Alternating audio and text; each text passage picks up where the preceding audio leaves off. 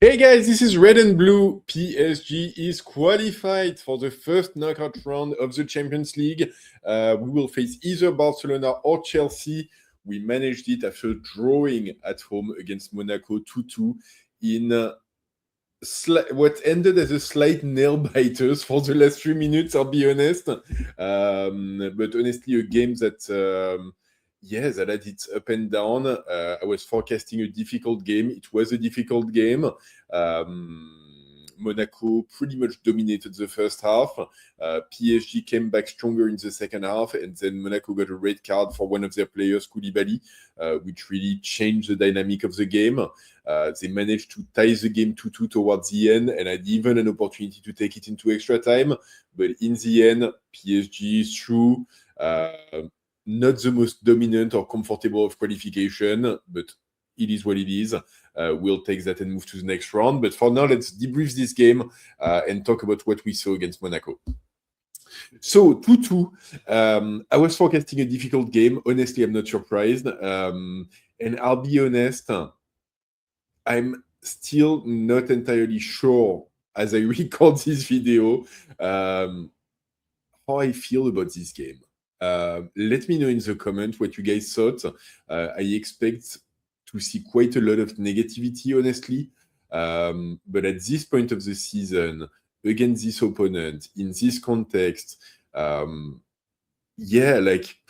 wasn't really expecting a completely dominant win. I was expecting Monaco to score at some point. I was expecting a somewhat tight game in the PSG qualification. So the game kind of delivered what I was expecting. I frankly did not expect PSG to have so little control, especially in the first 25 minutes. Or even the first half in general. I think we didn't really put up a great performance. So yeah, I think slightly underwhelming game, if I'm honest. But at the same time, yeah, win's a win. It's a tough opponent, no doubt about that. And I think ultimately, I think the second half, we came back with better intentions. I think people focus on the red card because obviously a red card changes everything. And Marquinhos scores our first goal right after that as well. So it's really within 2-3 minutes, the game just completely flips upside down. But honestly, I think that at that point, we were starting to really be dominant. And I think it's always hard because you never know. And Monaco did very well in this double feature of scoring goals with very, very few opportunities. But honestly, before the red card comes out, if I have to bet on a team to score the next goal, I'd say PSG was really showing a lot more than they had in the first half. So yeah, I mean, it was on a knife's edge for a while, for the first 10 minutes of the second half. It was on a knife's edge for the last 3 minutes of extra time. But beyond that, I think PSG was more or less in control of the fixture. And really, that's the only thing that we would have wanted. Once again, I think people's expectations are skewed by last season, and I still see a lot of commentary saying "Oh, PSG is not on the same level as they were last season." I see journalists asking of the play, the post-game interview of Safonov. The journalist literally asked him the question, this time last season is when things really started clicking for you guys. Do you expect the same thing to happen soon? It's guys, this is not the same season anymore. This is not the same team anymore. So take all of the knowledge that you have of last season, all of the expectations, and just park them to the side in a very nice memory box. But it's not what's gonna happen this season anymore. And even for this PSG team, who's less than impressive at times, and yesterday was an example of it at some points, we're 6 games away from the final of the Champions League. It's not a very long way away. Realistically, we're going to be facing either Chelsea or Barcelona in the next round. both of them will be very hard games. Honestly, at this point, I think like both of those teams will be slight favorites over us. But it's a team that can definitely, on a good day, qualify past those two teams. I have no doubts of that. And then like you don't know what happens next. Ultimately, like it's a competition of showing up on the days. You just need to show up and do better, especially now in the knockout rounds. I don't. I mean, I don't care about not winning 5-0 past Monaco. I don't care about not like replicating the 10-0 win against Brest.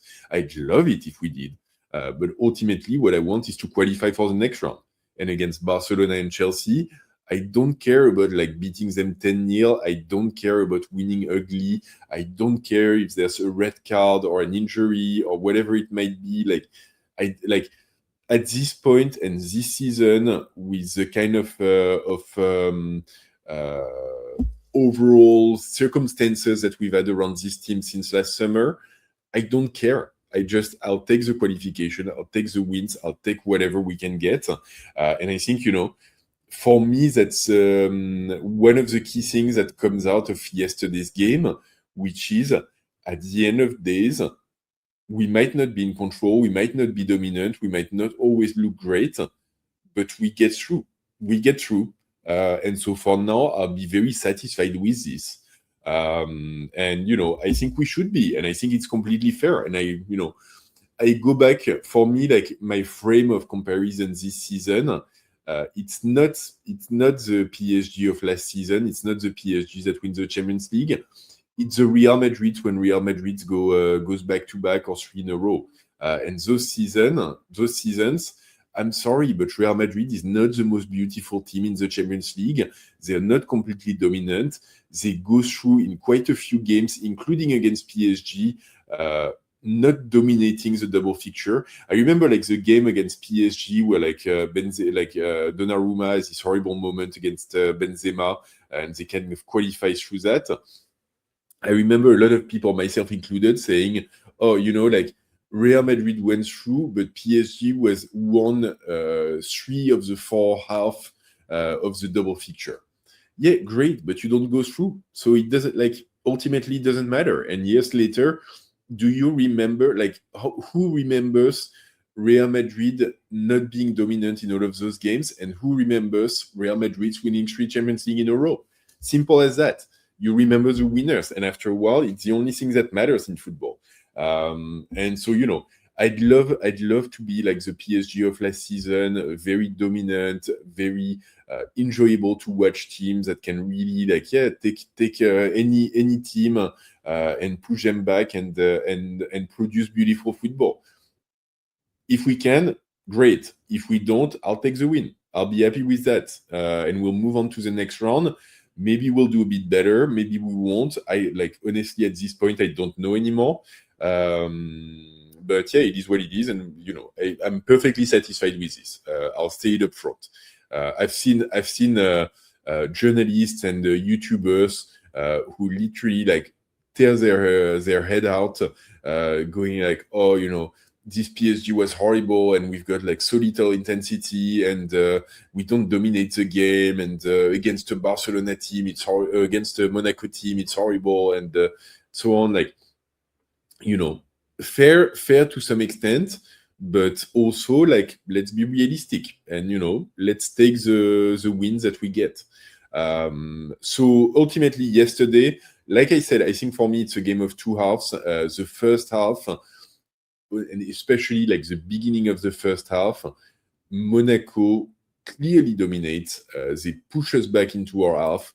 They come at us with a really aggressive press, and Vitinha, who's being marked man to man, doesn't really find any way out of it. We kind of struggle to move the ball forward. And, our midfield is having a horrible start of the game, Vitinha and Zaire Emery in particular. And at the same time, our fullbacks don't really manage to find spaces on the side. So we really push back into our own half with very little abilities to move forward. And the things that we're meant to do at this point, which is play long balls over their midfield and straight into our forwards, we don't really manage to find those long passes. And so we really push back. Defensively, like they have a couple of really clear opportunities, including one by Koulibaly on the 10th or so minutes that they should really stick.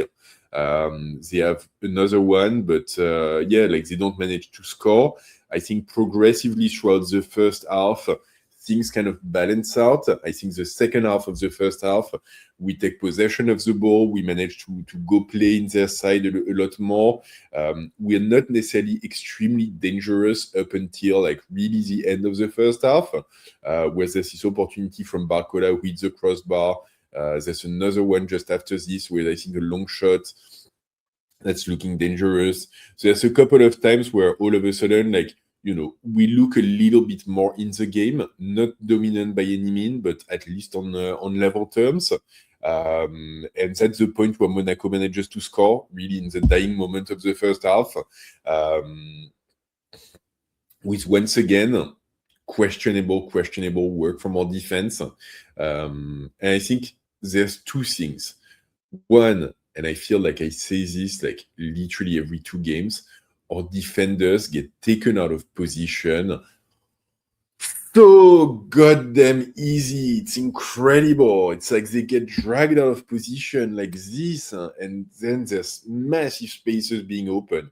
And what Monaco does, and it's quite smart, is that like they kind of drag all of their players from their right flank to their left flank. And so, Balog, like their midfield, their attackers and so on, like kind of drag towards this side. Balogun follows, and so he drags Marquinhos. Akliouche follows, and so he drags Pacho. And then you end up with a one-on-one situation. I mean, not on the goal because it's Akliouche who ends up scoring it, but like they've got players moving and they're dragging our player. And so you end up with a one-on-one situation in the middle of our area, with Nuno Mendes and Akliouche being left to their own devices.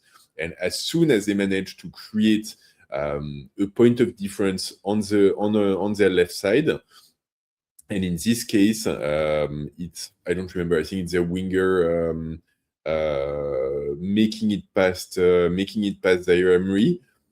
Yeah, like he crosses, he manages, like Nuno Mendes marking is atrocious on this one, really bad. The ball is a little bit like countered, and so it's a little bit deflected, so it's not that clear cut. But Nuno Mendes is clearly not on the ball of marking Akliouche, who has an opportunity, takes it and scores. And yeah, like half of our defense is out of position, because for Akliouche, when Akliouche takes this shot, in his defense, it shouldn't be Nuno Mendes who's marking. It should be Pacho. But Pacho has been dragged because Marquinhos has been dragged, because Hakimi is out of position, and because Warren Zaire-Emery, who's trying to compensate, is getting moved past. And yeah, like all of those things combined.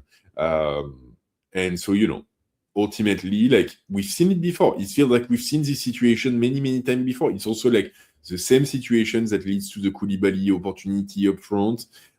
We've seen it in the game in Monaco. Like we've seen it. And I'll go back to what I said after the game against Monaco. Tactically, we've got defensive problem. We have a tactical problem in midfield. And I think in this game, it's even clearer. And in this first half, it's even clearer. Is that when they push forward and man-mark Vitinha, and kind of create those moments of pushing density to one side of the pitch to create space on the other, we're not compensating enough. We don't have enough density. We don't have enough movement, and we're just not smart enough. And so people say like, oh, we miss Fabian Ruiz because Fabian Ruiz makes those compensations and so on.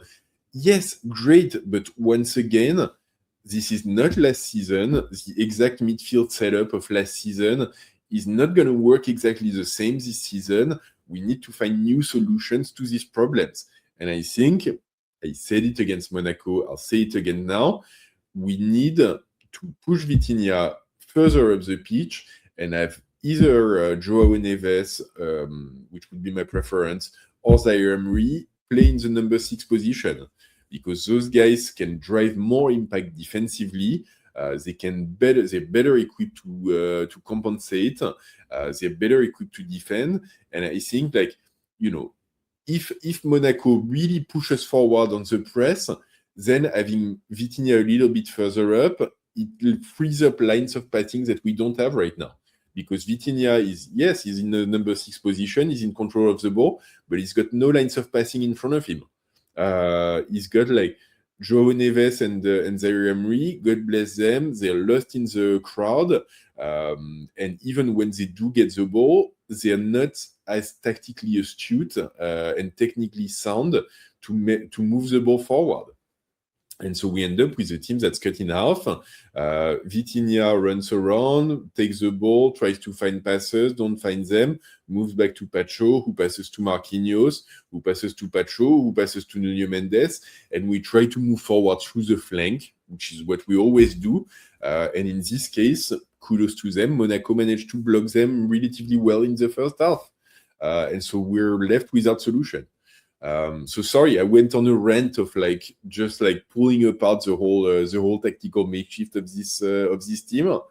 I think, at this point, I don't know, I very much assume that Luis Enrique knows better than me. I very much assume that. I know that they have more information than I do. They've got data that I do. They've got knowledge that I do not.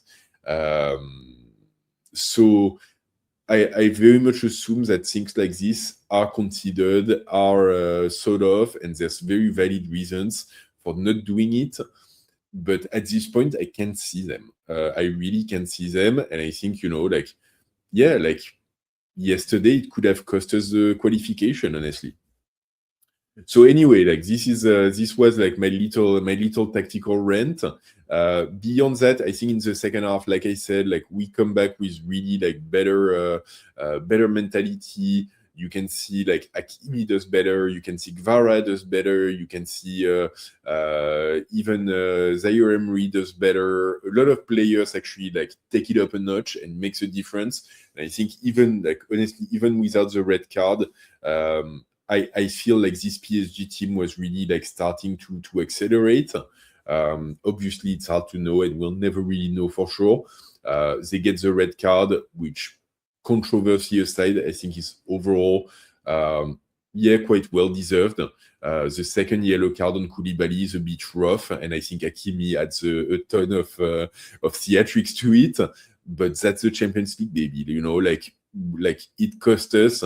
PSG, we learned that lesson against Man United when Kimpembe gives away a penalty.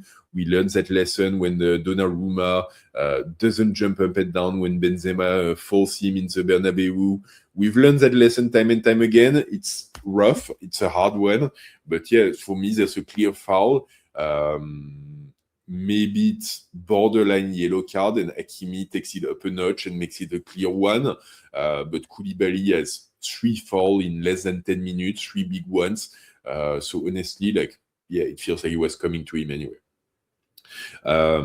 So no drama. We get the 2 goals straight away. The first one, Doué is a really interesting move on the right flank and crosses for Marquinhos, who finishes. The second one, there's a beautiful shot by Hakimi, who, in the second half shows a lot more offensively. And Kvara follows really well in the area to push it past the keeper. At this point, we're 1 man up, we're 2 goals up. There's this long phase of just control and knocking the ball around. I think that's where maybe we were a tiny bit complacent in not really trying extremely hard to score 1 more goal. And at the end of the game, we almost, regret that. At the same time, we're 2 goals up in the confrontation. We're in control. It's hard to, honestly, insight is always 2020. And now that we know that they score another goal and come very close to scoring a second one, yes, you think they should have pushed harder. But at the time, do I want them to take risks to try to score a third goal at all points where we're 2 goals up? No. So, can't really fault them for it. circumstances of the game. In the end, it works out in our favor anyway. So yeah, like I'll be satisfied with it. I feel like we should have won 2-1 anyway. I think like the third goal, there's a clear lapse of judgment on Lucas Hernandez's part, who forgets if he wants to defend the man or defend the ball, and defends neither one of them in the end. It is what it is. We can talk about like Lucas Hernandez and his qualities and limitations until we're blue in the face. I feel like we've said it all before anyway, and we know exactly where we stand with this player. Okay. 2-2. Not the best result, but yeah, once again, like we qualify, and it's the only thing that matters. Very quickly, because it's starting to be a really long video already, but in terms of individual performances, not really that many things to call out. I'll go very quickly through the players and kind of give you my thoughts on all of them. Saponov, bit of a mixed bag, because you can't really fault him for the 2 goals, but there's no goal is ever his fault, but there's very, very few like really impressive saves. And it feels like yesterday, the 2 goals, yeah, it's not really his fault that we're conceding, but it would have been nice to see him make a really impressive save on one of them. And it feels like neither of them are really this far. So yeah, it is what it is. Apart from this, nothing really to note on this game. Hakimi starts really slow. His first half is really not great, but he gets into the rhythm. I think his second half is a lot better. He has a couple of long-distance shots that are really nice, including the one on the second goal. And I think in the end, in the second half, you see he's doing a lot more running. He's being a lot more impactful. So that kind of balances it out. Also, central defense, Marquinhos, Patro. Bit of a mixed bag. Both of them have okay games. Marquinhos scores a goal, so it's a little bit like better from that side. I think like Patro is a bit more impactful and better defensively. I think both of them, if I have to give them a grade, would be like 5.5, 6 out of 10. So not perfect games, but in the end, like solid enough performances. Nuno Mendes on the left. It's a really hard one because I think he has the first goal. There's a lapse in judgment in his defending, which we see a couple of times. Is that when he's left one-on-one at the far post, he's not focused enough. And we've been saying that about Nuno Mendes for 5 years at this point, so it's kind of frustrating. At the same time, he makes some good runs in the first half on his left flanks. He's really he's trying to help, to move the ball forward and help offensively. So once again, it balances it out. It's a bit of a mixed bag. Not his best game, maybe not his worst, but yeah, defensively in the Champions League, can't afford the lapses in judgment. Got to do better. Vitinha, underwhelming, really underwhelming. Is not doing so well these days. The word on the street is that he's tired from playing too often. Fair, but like it's getting to be a problem. So in this game, it's just not enough. Just not enough. Same thing for Zaire Emery. Really not enough, especially in the first half. In the second half, he does better. He's got more impact. He makes some more impactful runs. He has a couple of shots at goal as well. But given what we've seen of him this season, and even in recent games, yeah, not quite enough as well. It's just, I really wonder if this, midfielder role a little bit further up the pitch is really where it's comfortable these days. But that's a question for Luis Enrique. João Neves on balance has a good game. I think even in the first half, he's one of the few Parisian players who's doing what he has to do. He can't do it all on his own, but he runs a lot. He covers a lot of ground. He's helpful to get the ball back. He's helpful in trying to move it forward as well. So a very good, not a very good, but a decent / good game for him. And then up front, Gvara does borderline okay in the first half and does good in the second one. He has a goal as well, so that's kind of what we expect. It's funny because a lot of people don't like him on the right, which I kind of see why. But at the same time, I think I'd rather have him there than Barcola or Doué at the moment. I think the balance is better with him here, even if he's not like 100% at his best there. Yeah, I think he contributes. So, but what I like the most is in the second half, where like the three players start rotating around, switching positions a lot. I think that's when it creates a lot of confusion, and I think that's what we don't see as much of in the first half. Doué, yeah, it's always a mixed bag with him because he tries a lot and not everything is clean. I think in the first half, sometimes he takes a little bit too many touches, but you can't fault him for trying at least.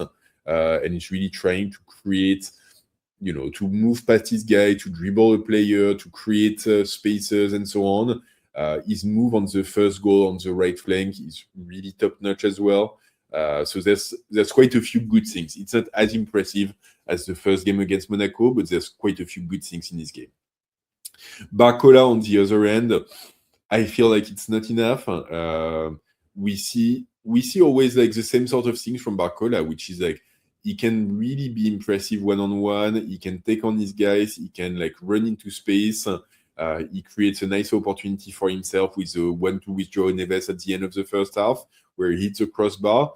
But there's not in these games. There's not quite enough volume of differences made to really be happy with what he's creating. And I think it'd be a very conversation if that shot is 10 centimeters down and he scores a goal at the end of the first half. Then I'd probably be happy with his game. But yeah, right now, like it's not like it's just not enough on either side to really be happy with it. So anyway, this is what I had for you guys on this Monaco game. In the end, it's a close call. In the end, it's qualify. We'll take it one day at a time and go to Le Havre over the weekend, back in Ligue 1 in a game that is a must-win. Now that we're back on top of the table, we want to keep that spot. And then on tomorrow, we'll be learning who we're going to face in the next round of the Champions League. Let me know in the comment who you'd rather face, Barcelona or Chelsea. I feel like both teams have their advantages and drawbacks for us, so hard to pick one. I think in terms of football, maybe it'd be slightly easier for us to face Barcelona, but I think in terms of mentality and really like getting the best out of our players, we've got a revenge to take against Chelsea. So it's like really, really balanced. In the end, we're not going to have an opportunity to choose anyway. It's going to be a draw, so we'll see that. We'll see that tomorrow. So let me know in the comment who you'd prefer facing. As always, if you've made it this far into the video, congratulations, because this was a really long one. So well done to that. Celebrate by leaving a thumbs up on the video. And as always, if you haven't subscribed to the channel yet, please hit the button just below. Hit the bell to get notified as well. And don't forget, close call or not, ici c'est Paris!